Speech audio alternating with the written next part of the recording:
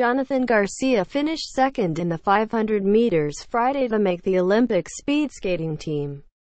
Photo: Michael Sears, Milwaukee Journal-Sentinel. Jonathan Garcia spent 2 days beating himself up mentally over not making the U.S. Olympic long track speed skating team in the 1,000 meters. It's his favorite race, his best race, the one he focused on going into the Olympic trials at the Pettit National Ice Center. He thought the 1,000 gave him the best chance to win a medal at the Winter Games next month. And then he finished fourth Wednesday. Only the top 3 qualified for the Olympic team. Garcia needed to be 0.3 of a second faster. "I'm still trying to get over the 1,000, he said Friday. "That was a pretty big blow for me. It's going to be something that I'm probably going to look back on and be upset over for a long time. But I did everything I could. I flat out just got beat that day." Fortunately, he had another day. On Friday, he punched his ticket to Pyeongchang by finishing second to Waukesha's Mitch Whitmore in the 500 meters in front of a sellout crowd of 1,350. Whitmore won the race in 35.03 seconds and Garcia's time was 35.12. Both are guaranteed spots on the U.S. team. Kamani Griffin finished third in 35.26. But his spot is tentative and depends on other skaters doubling up in other events. Because only 8 men can make the team, skaters race 2 heats in the 500 but only their fastest time counted. The women are guaranteed 3 spots in the race in South Korea. And the qualifiers were Brittany Bowie, 37.95, Heather Bergsma, 38.24, and Erin Jackson, 39.04. Former Milwaukee resident Sugar Todd, who finished 29th in the 500 at the 2014 Sochi Games, was 4th in 39.27 and did not make the team. Related, Caroline Schoutens goes 2 for 2 at U.S. Olympic speed skating trials. Related, Shawnee Davis makes 5th Olympic speed skating team. Garcia, of Houston, has been focused on the 1,000 in his training and now will have to make some adjustments to prepare for a shorter, faster race. He finished 28th in the 1,000 in Sochi.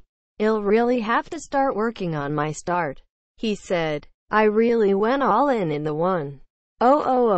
I wanted to do the best in that race because that was probably the best chance I had of medaling at the Games. But I am thankful to be going back to the Olympics for the second time." Whitmore, 28, qualified in the 1,000 on Wednesday and went into the 500 as the favorite. He holds the American record, 34.19. He had to overcome a false start in his second heat, and his pair was called back to the line in the first heat because of crowd interference. "Yeah, I was a little frustrated with the start today," Whitmore said. "I thought the first race was a really long hold by the starter, and then the second one, I thought I timed it really well, but it turns out I didn't. And then I was really slow off the line on that second one." Bowie has bounced back from a bout with walking pneumonia earlier this season. She looked strong in both of her heats, beating rival and close friend Bergsma each time. Really pleased with that performance," she said. "Really happy with how my opening 100 meters is coming along.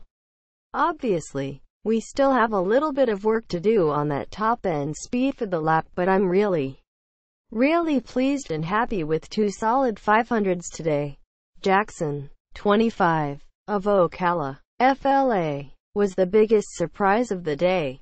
An accomplished inline skater, she started speed skating in February, went back to inline racing for the summer and came back to the ice at the end of September. She was not projected to make the Olympic team but set a personal best in her first race, 39.22, and then lowered it an hour later. "I surprised myself a lot," she said. I really wasn't expecting any of this. Just coming in as a newbie. Just trying to do the best I can. It's been a crazy experience. A couple weeks ago I was still in the 40s seconds. I think I hadn't even broken 40 all year. So it's all happened really fast. Bowie also is from Ocala and has known Jackson for years. Never underestimate Erin, she said. I've known her since she was a little thing. Both of us growing up in Ocala. Both of us on the same inline skating team.